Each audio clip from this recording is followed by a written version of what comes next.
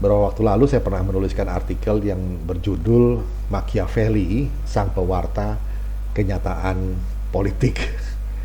Ya, ini untuk menyikapi beberapa peristiwa politik yang terjadi saat kita melihat banyak pejabat, entah itu menteri, gubernur, bupati, wali kota, dalam perkara pilkada maupun saat mereka tertangkap oleh KPK pada saat mereka OTT.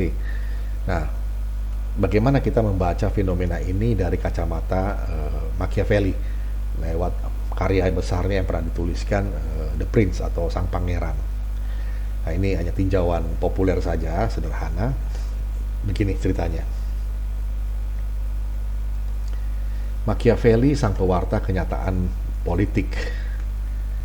Sahabat, saat menulis Sang Pangeran atau The Prince itu, Niccolo Machiavelli nampaknya seperti sedang jadi seorang wartawan ulung yang jujur, tidak hipokrit.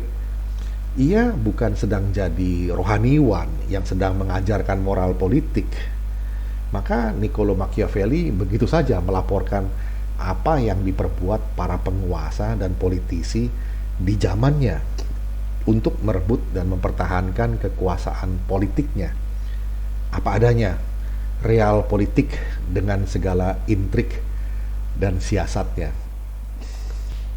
Kalau melihat kejadian di zaman sekarang ini, ya beda-beda tipis lah dengan kasus kecurangan di KPU, pusat maupun daerah, yang melibatkan banyak gubernur, bupati, wali kota, petinggi partai, dan politisi-politisi petugas partai. Atau juga pilkada model ayat mayat, kampanye hitam, fire hose of falsehood, propaganda hoax, dan yang sejenisnya. Mungkin mirip juga lah dengan buku Menjerat Gus Dur yang ditulis seorang wartawan muda, cerdas dan berani, saudara Firdika Rizky Utama misalnya. Buku itu dari perspektif tertentu cuma beda-beda tipis dengan Sang Pangeran, karya Niccolo Machiavelli. Sama-sama berupa reportase tentang bagaimana merebut kekuasaan, intrik licik dan siasat jahat politik. Apapun caranya, sikat saja. Kalau perlu, beli saja para tokoh agama yang bisa dibeli. Suruh dia omong seperti apa yang mau kita omong. Jangan lupa bungkus dengan ayat-ayat dan ancaman eskatologis. Nah, kombinasi tekanan dua arah, insentif fulus kalau mendukung atau ancaman neraka kalau menolak, ampuh bin manjur untuk berselancar di atas kebodohan publik. Ya begitulah adanya. Mungkin saking jujurnya cerita yang ditulis Machiavelli sampai-sampai membuat banyak pembacanya tuh terkesima. Ada juga yang kaget atau pura-pura kaget. Kok bisa begitu ya? Barangkali ada juga politisi yang setelah baca buku ini malah nyengir-nyengir kuda sambil berkata dalam hati, hehe, sialan tahu aja dia.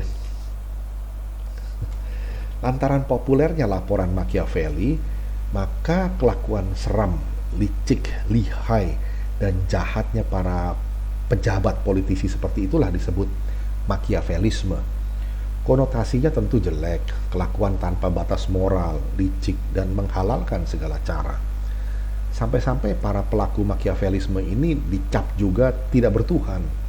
Bahkan penulis bukunya pun, Niccolo Machiavelli, sekaligus dicap ateis. Tapi ini soal lain lagi.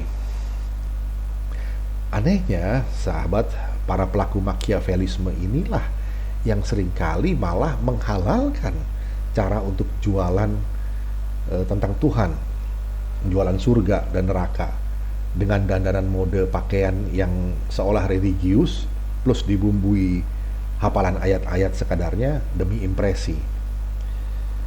Padahal pada galibnya Bung Machiavelli waktu itu sedang mewartakan kenyataan, artinya kebenaran, kalau kita mendefinisikan kebenaran sebagai yang sesungguhnya terjadi atau kenyataan, realitas di lapangan politik praktis. Ia tidak sedang mewartakan yang seharusnya terjadi atau yang sebaiknya dilakukan politisi. Kalau itu yang terjadi, nantinya itu jadi buku etika politik ala Profesor Frans Magnius Suseno yang juga seorang rohaniwan alim.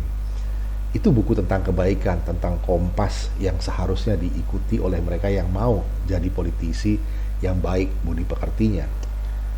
Tapi Machiavelli sedang melaporkan berbagai macam cara yang dilakukan orang untuk meraih kekuasaan dan mempertahankannya, termasuk bagaimana orang juga bisa kehilangan kekuasaan itu, apa adanya saja. Juga ada cerita tentang pentingnya penampilan, pentingnya pembentukan citra, pentingnya bohong dalam real politik. Umbar janji saja dulu, soal realisasi, lihat-lihat situasi dulu, mana yang lebih menguntungkan si politisi. Kalau rakyat mudah rupa, tak usahlah dipenuhi itu janji. Terus aja bikin rakyat pusing dan bingung dengan pencitraan.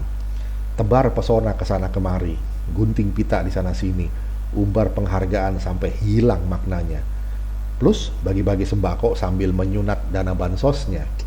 Di sini senang, di sana senang, di mana-mana perutku kenyang. Never attempt to win by force what can be won by deception. Itu salah satu kutipan dari buku Sang Pangeran, The Prince, oleh Niccolo Machiavelli.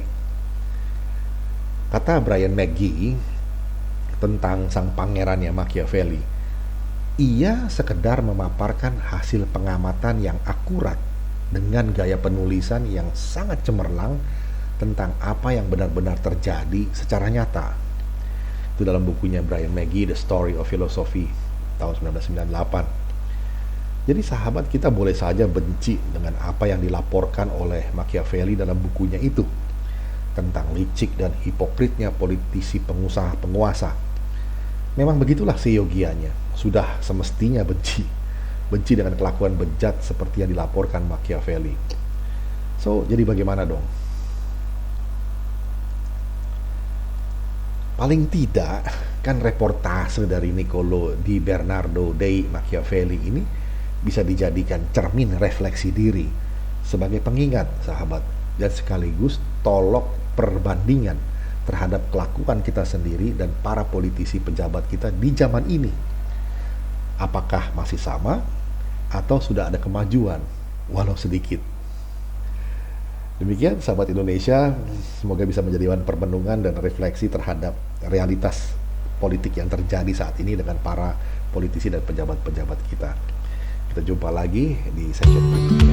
Terima kasih.